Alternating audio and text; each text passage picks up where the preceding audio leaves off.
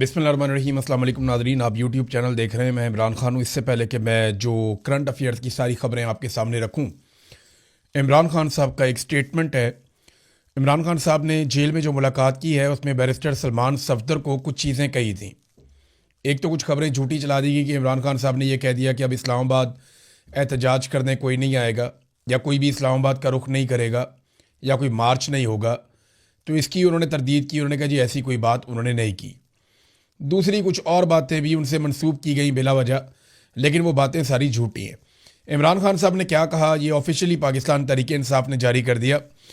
सलमान सफदर साहब ने कहा कि इमरान खान ने मुझे बताया कि मैं 3 माह तक जेल का सुपरिटेंडेंट अब्दुल गफूर अंजुम उसे बताता रहा कि मेरी एक आंख में बिनाई का मसला आ रहा है, लेकिन उसने इस पर कोई कान नहीं धरा।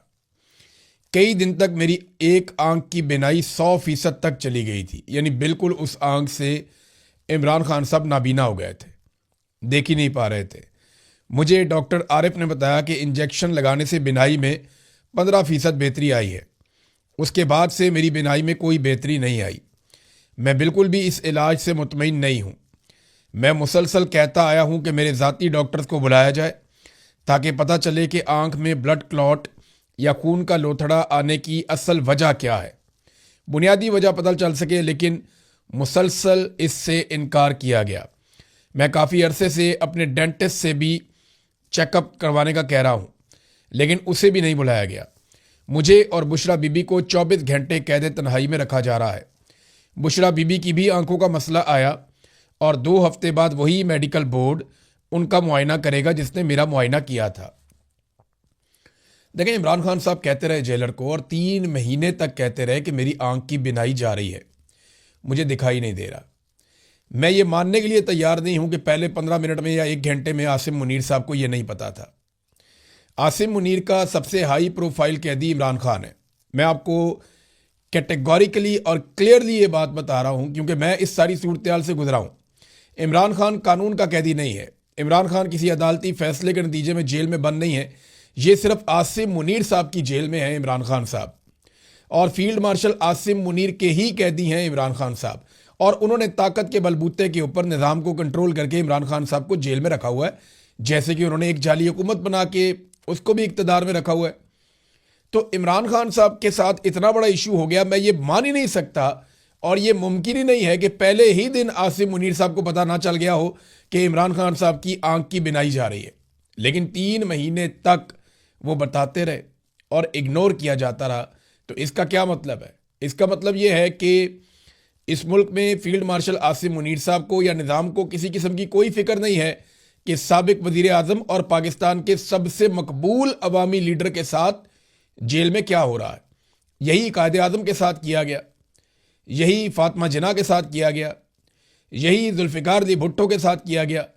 इसी तरह पाकिस्तान को 2 टुकड़े किया गया, और आज फिर हम उसी का एक मरतबा फिर रीटेलीकास्ट देख रहे हैं। ये पाकिस्तान में ऐसा ही होता रहा है बदकिस्मती से, और पाकिस्तानी हमेशा देर से खड़े होते रहे हैं।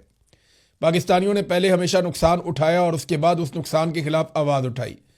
तो इस मरतबा पाकिस्तानियों से गुजारिश है कि कोई बड़ा नुकसान हो जाए उससे पहले आप अपने हक के लिए आवाज़ उठाइए आइन और कानून के मुताबिक।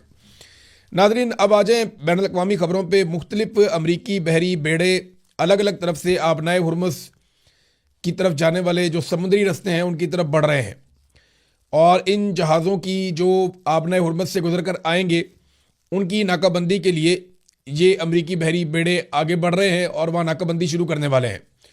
डोनाल्ड ट्रंप ने इस हवाले से स्टेटमेंट दिया, और डोनाल्ड ट्रंप ने दावा किया कि वो मुकम्मल तौर पे नाकाबंदी कर देगा और जहाज़ों को यहाँ से नहीं जाने देगा, ख़ास तौर पे उन जहाज़ों को जो ईरान के इंतज़ाम के तहत वहाँ से निकलेंगे।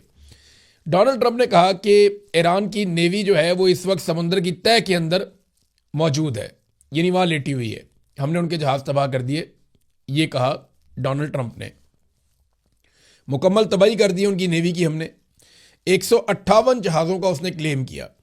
इससे पहले डोनाल्ड ट्रंप ने एक दफ़ा 42 जहाज़ कहे थे, एक दफ़ा कोई 58 कहे थे, फिर बढ़ गए थे, अब 158 हो गए हैं। तो डोनाल्ड ट्रंप एग्जैजरेट करता है, झूठ बोलता है, ये अब दुनिया के अंदर सब जानना शुरू हो गए हैं। उन्होंने कहा जी हमने जिनको हिट किया था वो कम तादाद में थे, लेकिन हमने जिन जहाज़ों को थोड़ा बहुत छोड़ दिया था वो फास्ट अटैक शिप्स थे, तेज़ रफ्तार से चल के अटैक करने वाले शिप्स थे, क्योंकि हम उन्हें अपने लिए ख़तरा नहीं समझते थे।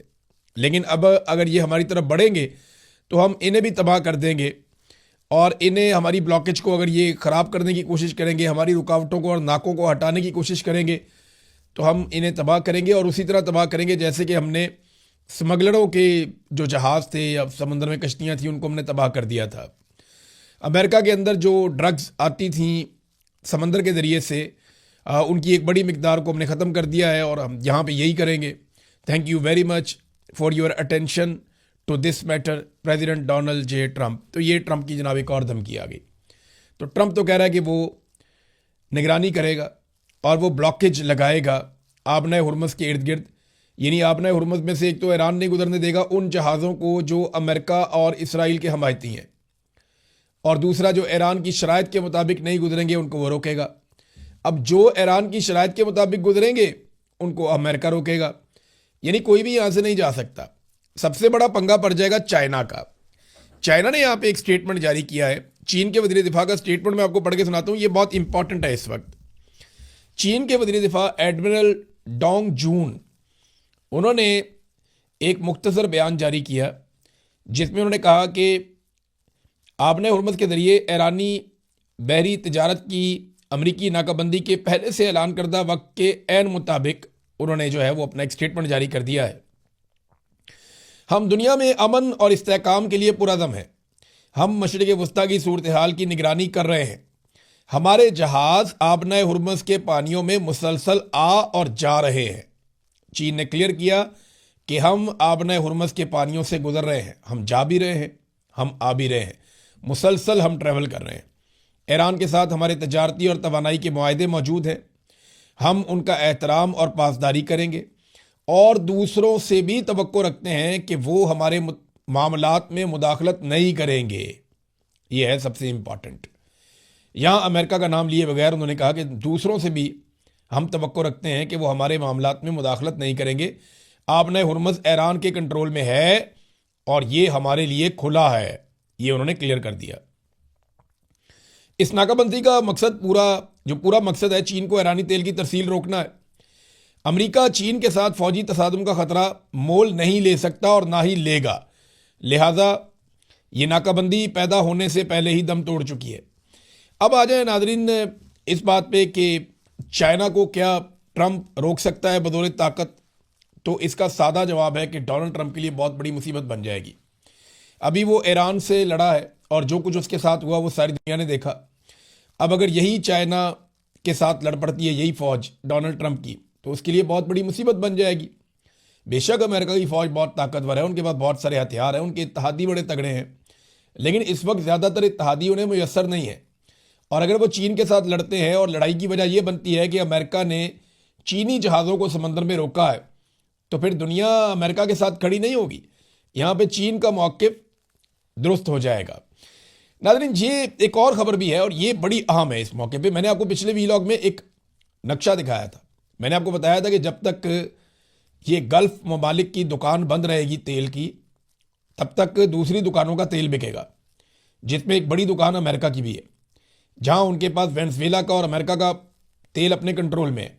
वो दुनिया के सबसे बड़े ज़खायर हैं तेल के, लेकिन क्योंकि फ़ासला बहुत ज़्यादा है तो प्रायोरिटी इतनी नहीं रहती दुनिया की वहाँ पर।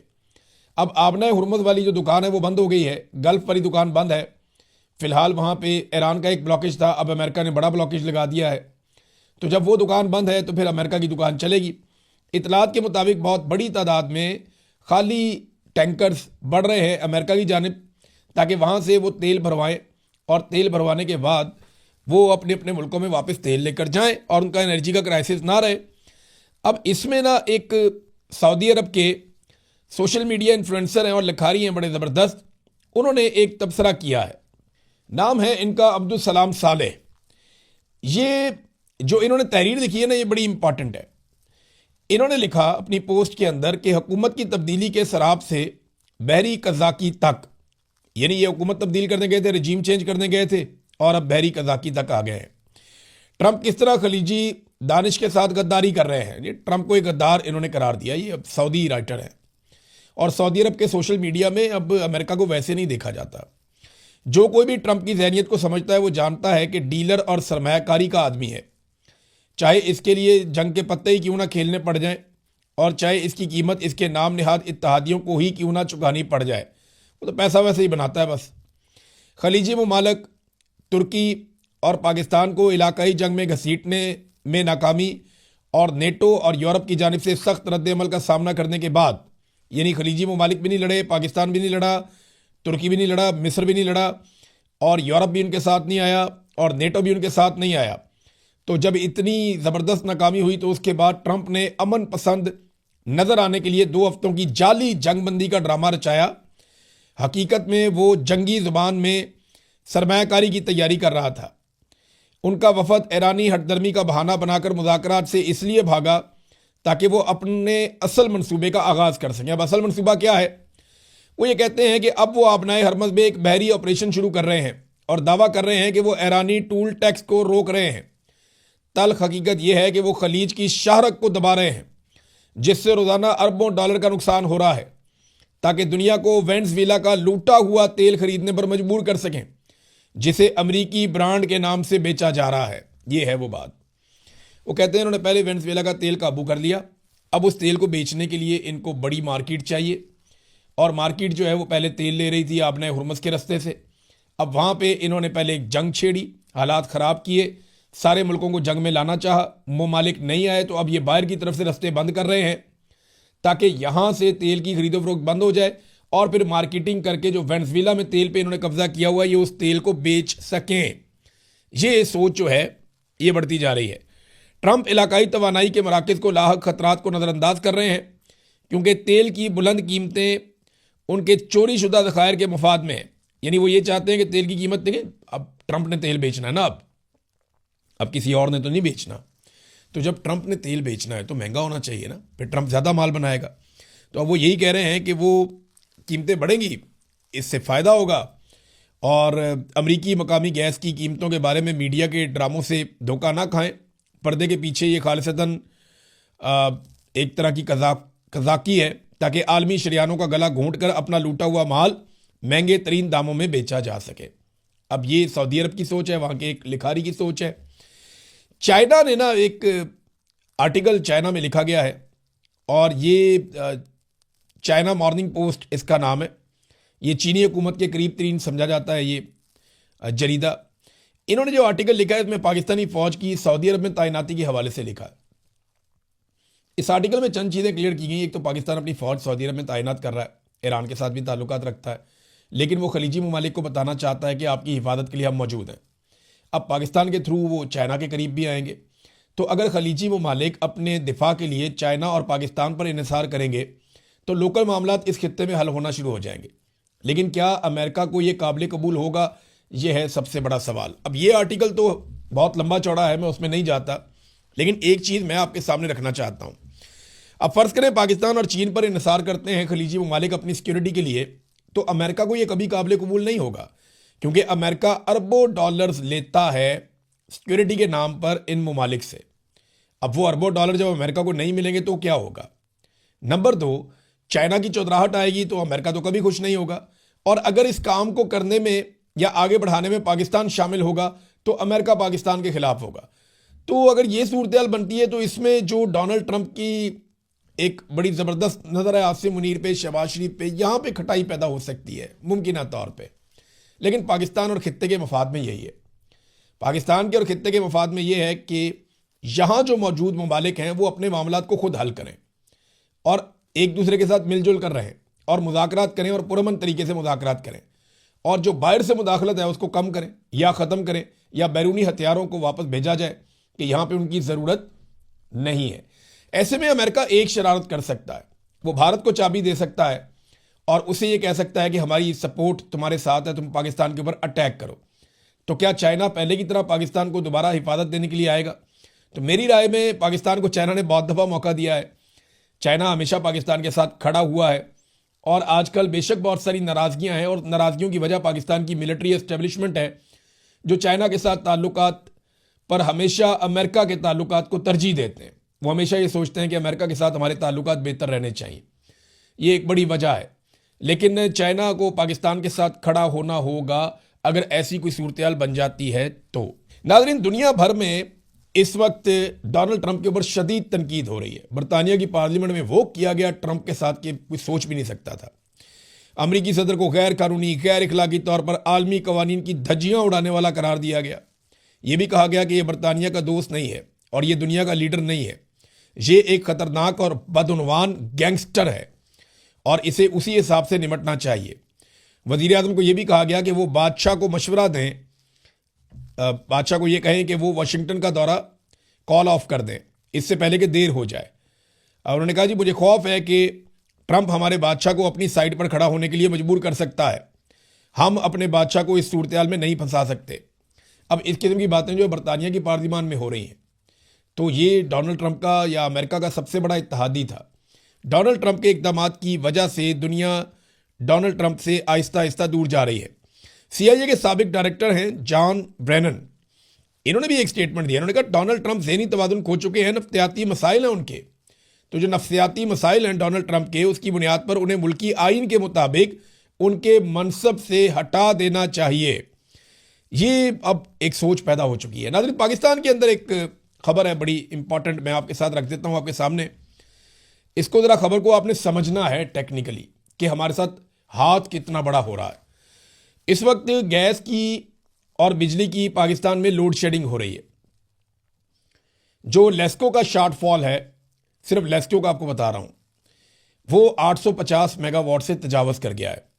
लाहौर शहर में बिजली की लोड शेडिंग का दौरानिया लगातार बढ़ता जा रहा है। गैस की भी किल्लत है और शहरी LPG खरीदने पर मजबूर हैं। और ये बताया जा रहा है कि LPG गैस भी बाज़-औक़ात नहीं मिलती और जो बल्लों की पावर प्लांट है वो भी बंद हो गया। अब ये पावर प्लांट क्यों बंद हो रहे हैं?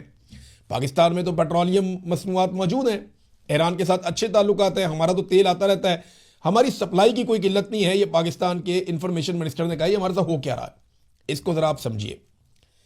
हो ये रहा है कि कुछ फ्यूल महंगा हो गया, तो फ्यूल की प्राइस बढ़ने की वजह से जो बिजली बनाने वाली IPPs हैं, थोड़ी सी कीमत वहाँ बढ़ गई, यानी कॉस्ट वहाँ पे बढ़ गई, उन्होंने प्रोडक्शन ही बंद कर दी। आपको पता है पाकिस्तान में अगर हमें बिजली चाहिए 100 यूनिट फ़र्ज़ करें, तो हम बनाते हैं 250 यूनिट, यानी हमारी कैपेसिटी इतनी है। नवाज शरीफ ने और शहबाज शरीफ ने इतने ज़्यादा मुआहदे किए कि हमें जितनी बिजली चाहिए थी, पाकिस्तानियों को जितनी बिजली दरकार थी, इन्होंने उससे 150% ज़्यादा बिजली के मुआहदे कर लिए। यानी हमारी बिजली पैदा करने की जो कैपेसिटी है वो हमारी ज़रूरत से लगभग 1.5 गुना ज़्यादा है। 1.5 गुना ज़्यादा है, यानी जितनी हमें चाहिए उससे 150% ज़्यादा हम बिजली पैदा कर सकते हैं। हम 1 यूनिट इस्तेमाल करते हैं और 3 यूनिट के पैसे देते हैं, क्योंकि इन्होंने मुआहदे इस तरीके से किए कि आपकी बिजली पैदा करने की जो सलाहियत है हम आपको उसके मुताबिक पैसे देंगे और हमें जितनी बिजली चाहिए होगी आपने सिर्फ उतनी पैदा करनी है। यानी अगर आपकी सलाहियत है बिजली पैदा करने की 1000 मेगावाट और हमें चाहिए 300 मेगावाट, तो आप हमें 300 मेगावाट बनाकर दे दें, हम आपको 1000 मेगावाट के ही पैसे देंगे, क्योंकि आपकी सलाहियत वो है। ये घटिया तरीन मुआहदे नवाज शरीफ शहबाज शरीफ ने इस मुल्क के अंदर 2013 के बाद किए थे। अब वो सारी की सारी IPPs बैठी हैं, थोड़ी सी पेट्रोलियम की प्राइसेस ऊपर गई तो उन्होंने बिजली बनाना बंद कर दी। अब कैपेसिटी आपकी दुगनी से भी ज़्यादा है और आपके मुल्क में लोड शेडिंग हो रही है और बिल भी आप दे रहे हैं उसी कीमत के मुताबिक जो हुकूमत ने लगाई हुई है। यानी बिजली के बिल इन्होंने 3 से 4 गुना इजाफा कर दिए हैं। बिजली की कीमत में 3 से 4 गुना इजाफा कर दिया। कैपेसिटी पेमेंट्स आप लगातार दे रहे हैं, 1 यूनिट इस्तेमाल करते हैं, 3 यूनिट के आप पैसे देते हैं। आपकी बिजली पैदा करने की सलाहियत बहुत ज़्यादा है। आपके वज़ीर इत्तला के मुताबिक किसी किस्म का पाकिस्तान में फ्यूल का क्राइसिस नहीं है, किल्लत बिल्कुल नहीं है। लगातार आपके टैंकर्स आते जा रहे हैं, बल्कि एक वज़ीर ने यह कहा कि हमारी साहिल के ऊपर टैंकर्स की लाइनें लगी हुई हैं। अब मुझे बताएं कि किसका कसूर है? ये फ्रॉडिये कौम को टकर गए हैं, ये रल के कौम को लूट रहे हैं, ये आपकी जेब पे डाके डाल रहे हैं। इस वक्त जब कैपेसिटी ज़्यादा है बिजली पैदा करने की इनके पास फ्यूल भी मौजूद है, ये 4 गुना हमसे पैसे भी ले रहे हैं, इसके बावजूद लोड शेडिंग कर रहे हैं। इसका मतलब आप समझते हैं? इसका मतलब यह है कि ये 1 टके का भी फायदा छोड़ने को तैयार नहीं है। ये सारा पैसा अपनी जेब में डालकर लेकर जाएंगे। आज जो आईपीपी बिजली नहीं बना रहे कि थोड़ी सी महंगी बन रही है, वो सारे आईपीपी बिल पूरा लेंगे आपसे, क्योंकि कैपेसिटी पेमेंट्स उन्होंने नहीं छोड़नी। उनमें शहबाज शरीफ का बेटा भी है, उनमें और बहुत सारी कंपनीज भी हैं, मिलिट्री एस्टेब्लिशमेंट के लोग और उनकी कंपनियां भी हैं। इन्होंने आपसे लेना है पैसा। आखिर में नाज़रीन आपको एक सूरत मैं और बताता हूं कि जेडी वेंस ने थोड़ी उम्मीद दिलाई है अमेरिका के नायब सदर ने। उसने कहा जी बिल्कुल सब कुछ मायूस को नहीं हुआ, बहुत सारी चीज़ें बेहतर भी हुई हैं, लेकिन कुछ जगहों पे हमारा डेडलॉक है और बात अभी ख़त्म नहीं हुई, दोबारा मुज़ाकरात भी हो सकते हैं। तो ये अच्छी बात है कि अमेरिका ने एक साइड रखी हुई है कि अगर मुज़ाकरात करने पड़े, मामला तय करने पड़े, तो जेडी वेंस कल को दोबारा बैठ सकता है, कोई बातचीत हो सकती है। लेकिन मुझे नहीं लगता कि डोनाल्ड ट्रंप को उतनी बड़ी फेस सेविंग मिलेगी जितनी बड़ी फेस सेविंग वो चाहता है। ऊपर से एक के बाद एक पंगा ले लिया। पॉप लियो के साथ डोनाल्ड ट्रंप में एक सरजंग चल रही है। वहाँ डोनाल्ड ट्रंप ने जो ट्रंप की एडमिनिस्ट्रेशन है उस पर इल्ज़ाम है कि उन्होंने पॉप को धमकाया है, और पॉप भी आगे से डट गए हैं कि मैं नहीं डरता और मैं हक बात कहूँगा, मैं ठीक बात कहूँगा, मैं जुल्म की बात नहीं करूँगा, क्योंकि हमारा मज़हब हमें इसकी इजाज़त नहीं देता। तो पॉप ने दबाव में आने से इनकार कर दिया, जबकि उनको दबाव में लेने की कोशिश की गई। अब डोनाल्ड ट्रंप ने एक तस्वीर जो है वो पोस्ट कर दी है। तस्वीर आप देखें, ये वाली। इस तस्वीर में डोनाल्ड ट्रंप जो है वो एक मरीज के सर पे हाथ, खुद को मसीहा उन्होंने दिखाया, मजहबी मसीहा। अब आप समझ गए हैं, यसू बहुत सारे लोग कह रहे हैं। तो उन्होंने अपने आप को एक मसीहा दिखाया और फिर ये बड़ी तनकीद हुई, बहुत ज़्यादा तनकीद हुई अमेरिका में। तो बाद में डोनाल्ड ट्रंप ने इसको डिलीट कर दिया और झूठ बोला कि मैं तो डॉक्टर बना हुआ था। तो ये नादरीन डोनाल्ड ट्रंप के हालात हैं, एक के बाद एक पंगा, और हर जगह पे डोनाल्ड ट्रंप को मार पड़ रही है। अभी तो एप्स्टीन फाइल का मामला पूरी तरह खुलेगा। ये जब मामला निकलेंगे तो वो मामला सामने आएगा। ट्रंप के लिए गोते ही गोते हैं, निकलने का रास्ता बहुत मुश्किल है। अब तक के लिए इतना ही। अपना ख्याल रखिएगा, अपने इस चैनल का भी। अल्लाह हाफिज़।